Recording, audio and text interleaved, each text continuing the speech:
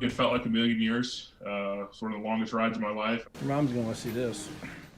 Paramedics say a St. Louis police officer is surpassing even their greatest hopes in recovery after he was shot on duty. Thank you for being with us. I'm Ann Allred. And I'm Mike Bush. 2 officers were shot last month following a pursuit with a homicide suspect, and one of them almost didn't make it. Tonight, one of the trauma surgeons and paramedics who helped save his life shared just how close he came to dying and why his recovery is nothing short of a miracle. With 5 on your sides, Christine Byers.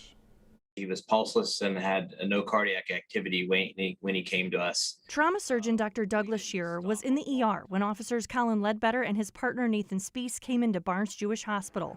Both were shot following a pursuit January 26th. One of the bullets struck Ledbetter below his vest and severed an artery. He basically bled out. But the medical team wasn't ready to give up, and neither was Ledbetter. We saw him try to take a breath. Wow, so he was fighting. He was trying. Dr. Schuerer said ambulance workers played a critical role. A quick transport time is terribly important. EMS Captain Bryce Schindler said an ambulance crew was on its way to another call. They had disregarded us from that call, which put us right around the corner. The ambulance was crowded. Schindler, 2 paramedics, and another officer rode with the 2 injured officers. On the way, Ledbetter got worse. We were ventilating him with a BVM, and shortly after, he went into cardiac arrest, so we had to start CPR on him. Do you remember the moment that you handed him off?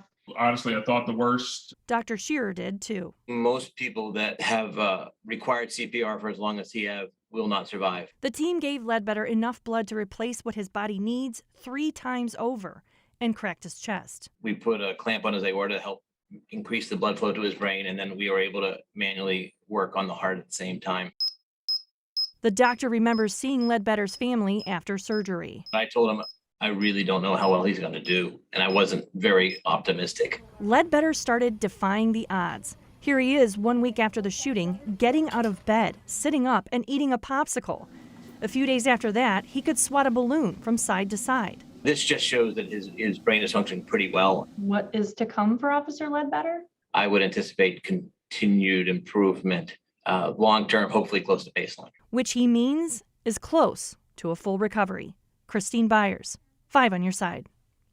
Officer Ledbetter's father said his son was moved out of the ICU yesterday. He's expected to start inpatient therapy in the coming days.